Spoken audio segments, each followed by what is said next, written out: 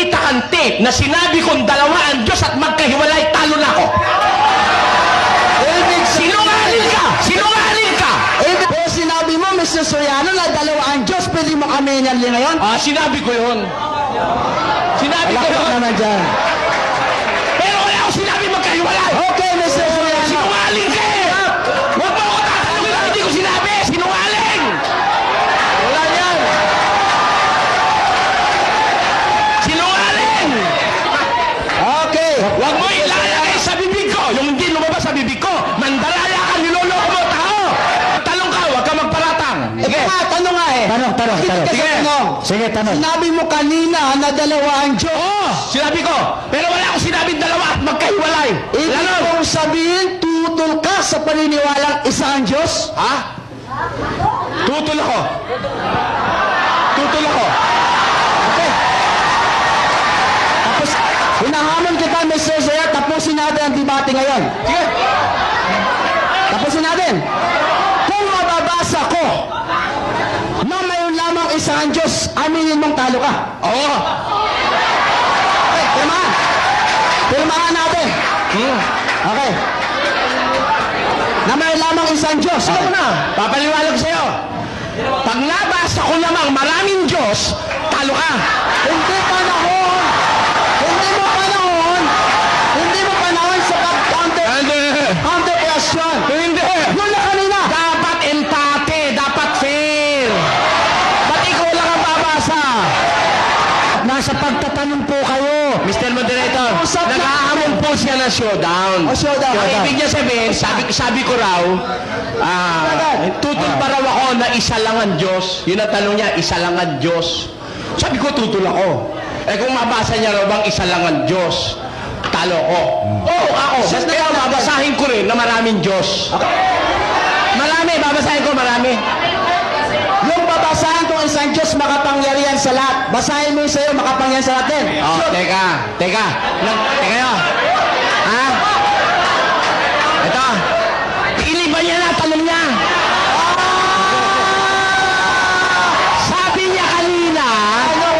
Sabi niya kanina, babasahin niya lang isa lang ang Diyos. Ngayon, dinagdagan niya, isa lang ang Diyos na makapangyarihan sa lahat. Iba na yon. Okay. Iba na yon. Iba yon. Ito nga kanina. Iba yun. Iba yun. Babasahin mo Magkaiba yung kapatid. Baka nalilito ka lang. Babasahin Pagka makapangyarihan sa lahat, isa lang. Babasahin. Pero ilan ang Diyos? Marami. Marami. Ano? Hindi ba mo? Ano tanong mo ngayon? Iba na tanong mo. Ano tanong mo ngayon? Hindi ba mo eh? Ano tanong mo ngayon? Ang tanong ko sa'yo kanina, Oh. tutol ka ba sa paniniwalang mayroong isang Diyos? Tutol. Tutol ka. Kung may mababasa ako na mayroong isang Diyos, aminin mong talo ka. Oo. Okay, ayan. Oo. Isang Diyos lang. Isang Diyos lang. Diyos, ha? Deuteronomy 6:4 ang sitas ko. Okay? Ako kayong humatol mo na. Makinig kayo. Dinggin nyo, kasi makinig kayo. Sige. Dinggin mo, Israel. Ang Panginoon nating Diyos ay isang Panginoon. Panginoon niya yun!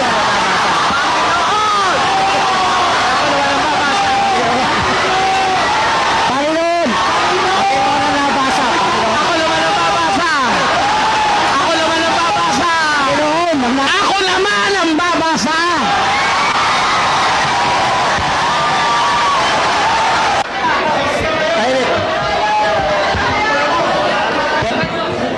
Babasahin ko uli yung binasa niya para wag kayong maligaw bago ako bumasa. Dinggin mo, o Israel, ang Panginoon nating Diyos ay isang Panginoon. Ang usapan, babasahin niya, isang Diyos.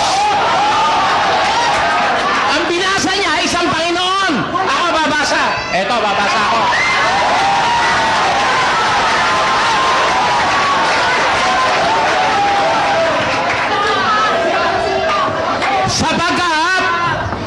Bagamat mayroong mga tinatawag na mga Diyos,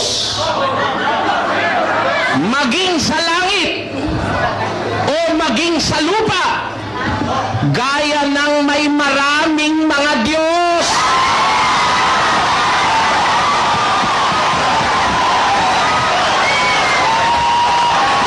Hindi pa ako tapos. Hindi pa ako tapos. May kaduktong pa. Sapagkat, bagamat mayroong mga tinatawag na mga Diyos, maging sa langit o maging sa lupa, gaya ng may maraming mga Diyos at maraming mga Panginoon.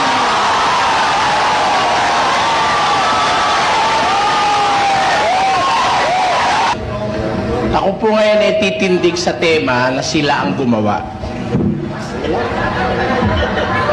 At ang temang titindigan ko ito, sila gumawa nito eh.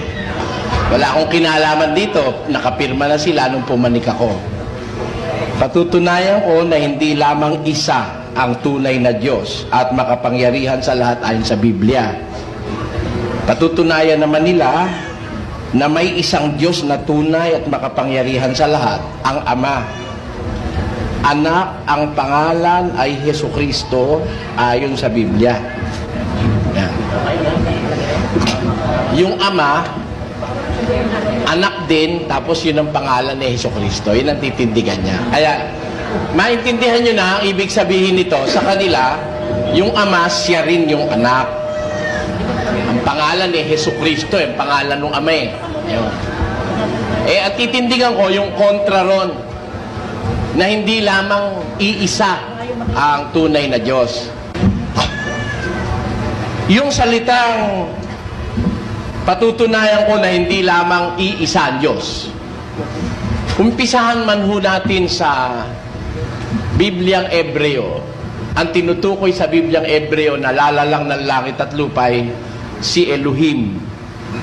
Ang Elohim po ay isang plural na salita, uniplural noun, na ang kahulugan ay isa pero marami. Parang pamilya. Yung pamilya, isa lang yon. That is a singular noun.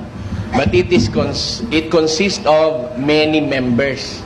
Ganyan po ang kahulugan ng pamilya. Parang isang barangay. Bagaman isa lang ang barangay, para realize yung talagang tunay na kahulugan ng barangay, kailangan maraming household. Mayroong mga miyembro ng barangay. Yung salitang Elohim is the plural of the word Eloah in Hebrew. Kaya nung sabihin ng Diyos ang bagay na ito, mapapansin nyo may kasama siya.